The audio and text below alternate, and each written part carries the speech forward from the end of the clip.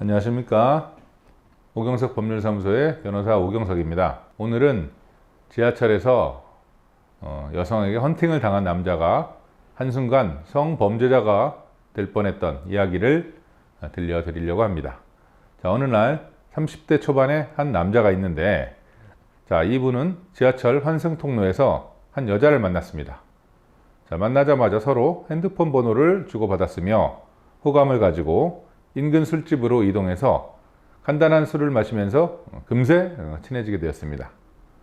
자, 술을 마시던 둘은 서로에게 빠르게 호감을 느꼈고 남자의 집으로 당일날 가서 성관계를 하게 되었습니다. 결국 이 성관계까지 지하철에서 만나서 알게 된 지 3시간 만에 일어난 일이었습니다.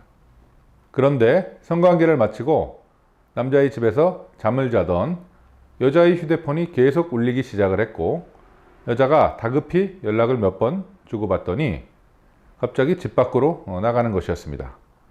남자는 좀 느낌이 이상하다, 이런 생각이 들긴 했지만 집에서 연락이 왔나 보지, 이렇게 생각을 하고 있었는데, 얼마 후 갑자기 112 지구대에서 경찰들이 찾아와서 강간 현행범으로 이 남성이 체포되었습니다. 자, 어떻게 된 일일까요?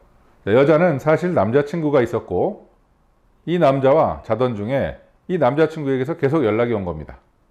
그래서 결국 이 여성은 자신이 바람핀 것이 들통날 것이 두려워서 112 콜센터에 제가 술에 취해 정신이 없어서 몸을 못 가누는데 모르는 남자가 나를 집으로 끌고 가서 나를 강간했다 라는 문자로 허위 신고를 했고요. 이에 경찰이 출동해서 현행범으로 체포를 한 것이었습니다. 결국 지하철에서 만난 여자와 뜨거운 밤을 보낸 이 남자는 불과 몇 시간 만에 강간범이 되어 끌려갔습니다. 자, 이 남자는 최종 어떻게 됐을까요? 자, 억울하게 이런 성범죄 혐의를 입게 된 이 남자를 의뢰인으로 만났고요. 자, 평소 알고 지내던 사이가 아닌, 즉 몇 시간 만에 알게 된 사이에서 이런 성관계를 하였다는 점, 그리고 이 남성 집으로 갔다 그랬죠. 이 남성 집에서 모든 것이 벌어진 일이라는 점, 술에 취해 있었다는 점, 그리고 무엇보다 성폭행했다는 그 여자의 진술이 있고 그 몸에 남아있는 여러 가지 객관적인 증거들까지 있습니다. 자, 어떤 하나도 이 남자에게 유리한 점은 없었습니다. 그러나 결과적으로 이 남성은 무고가 입증되었고 결국 자신의 성폭행 혐의를 모두 벗을 수 있었는데요. 자, 어떻게 벗어날 수 있었을까요? 핵심적인 이유는 첫 번째는 CCTV 영상이었습니다. 이 남자와 여자가 만나고 이동하는 이 과정에서의 CCTV 영상에서 여자가 남자에게 먼저 스킨십을 하는 모습, 그리고 자발적인 의사로 남자의 집에 가는 모습이 확인되었습니다. 물론 이런 CCTV 영상 요청을 본인 내지는 변호사를 통해서 반드시 해야 되겠죠. 예. 두 번째는 혈중 알코올 농도인데요. 예.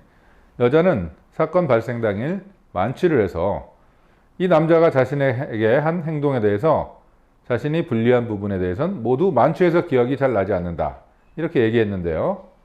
혈중 알코올 농도 감정 결과 이 여자의 농도는 얼마가 나왔느냐, 0.01% 미만으로 만취해서 기억이 나지 않을 정도로 보기는 어려웠습니다.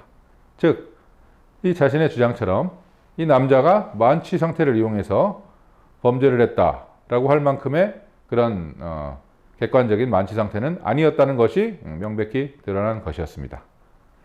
한순간의 만남, 그리고 실수, 이 일로 남자는 결국 하마터면 성범죄가 되어 감옥에도 갈 뻔했지만 이런 결정적인 증거들로 인해서 다행히 무사할 수 있었던 아주 말 그대로 끔찍했던 사연이었고 결과적으로는 다행인 사연이었습니다. 자, 이후 남자는 많은 정신적인 피해를 입고 무고죄로 이 여성을 처벌해달라, 이런 고소를 하게 되었고요. 결국 여성은 처벌을 받게 되었습니다. 자, 무심코 쉽게 알게 된 만남에서 이런 일이 발생할 수도 있으니 각별히 조심하시라, 이런 당부 드리면서 오늘 방송을 마치겠습니다. 오늘 준비한 영상은 여기까지입니다. 정보가 유익하셨다면 구독과 좋아요를 눌러주시면 감사하겠습니다. 고맙습니다.